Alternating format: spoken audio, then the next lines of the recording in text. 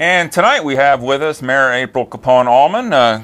Good evening, Mayor. Good evening, Ed. And we're going to be talking a little bit about the budget that everybody's been reading about in the paper, seeing on television. It's been all around. And the Board of Education recommended asked for a $2.7 million increase in their budget over the current year. And you recommended the Board of Finance a $750,000 increase. Why the big cut in their request? Well, I wouldn't necessarily call it a cut. I'd call it a difference of money management. The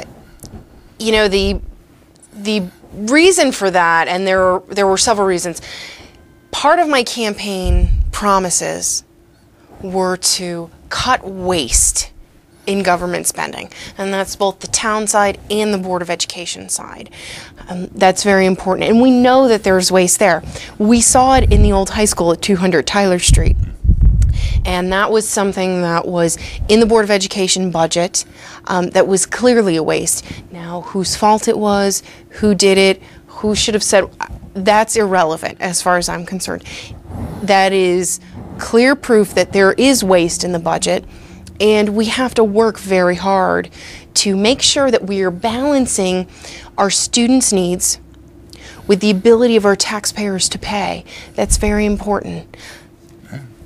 I noticed I was taping the Board of Finance meeting. Some of the folks may have seen it, but one of the Democrats on the board suggested closing the East Haven Academy to make up for the loss of funding. That got quite a bit of play. As I can tell you, and you probably may have heard from one or two folks too.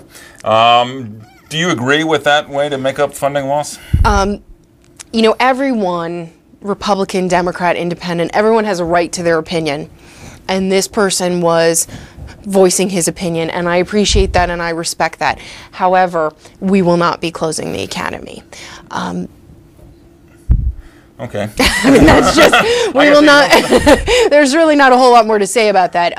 I will say the Academy is a great success for a lot of reasons. There has been talk about possibly expanding that model of teaching, that whole child learning, to other schools, and that's something that I would like to look into. The reason why I'd like to look into that is because I'd like to give every child the opportunity to participate in that model. That's something that is open for discussion. I see the value in doing that, and I also see where there may be some drawbacks as well. So that is something that we are discussing and looking at. Okay, well, that probably will help for a lot of people. I know that the parents of the Academy were very agitated about that possibility. Several people, including Superintendent Serio and Board of Education member Ronnie DiNuzzo, and there was some other folks at the Board of Education Finance Subcommittee meeting the other night, suggested raising taxes anywhere from $500,000 to $1 million to cover the reduced funding, so they can get the board back up to the request they made. Do you think we should be raising taxes to pay for the board funding? No, absolutely not. I think we should be looking at operating more efficiently. Where does it end? If we municipal tax increases are a fact of life, and I think everyone understands that costs increase. But you need to ensure that you're operating as efficiently as possible. Folks were hit with a tax increase last year. On the average, it was $750 per household. We are a working class community in a recession. These are tough economic times, and we all need to tighten our belts. I opted out of my own raise this year because I thought that it was very important to show the taxpayers that I would keep those promises that I made during the campaign. That was one of them. Running government more efficiently was another promise. We see in New Haven County, the town of East Haven has the highest rate of foreclosures. Social services is inundated with requests for fuel assistance. These are tough times. Folks cannot afford a tax increase. And, that's why I feel it's so important to look at the things in the Board of Ed budget, and I'll give you an example. We have a maintenance staff. at the Board of Ed, a director of building grounds and maintenance, and 5 maintenance people. The salaries there are roughly $300,000 for the year. We also have a contract for maintenance with a private company, OR&L, for $650,000 a year. We have 16 custodians in the town of East Haven. We have a cleaning contract with a private cleaning company.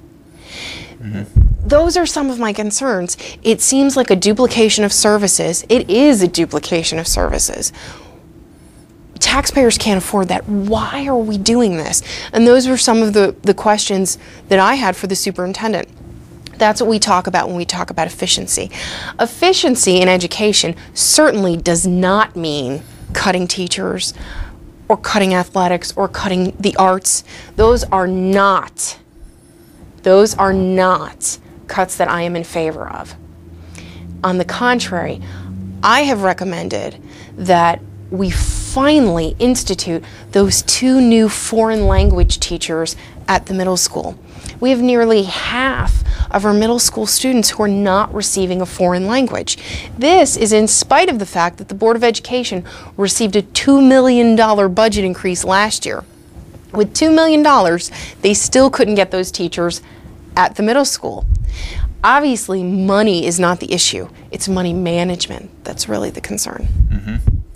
I know some of the people that have been talking and saying, okay, what is the town going to spend this money on? If you're not giving it to the Board of Education, what programs on the town side are more important than educating our children?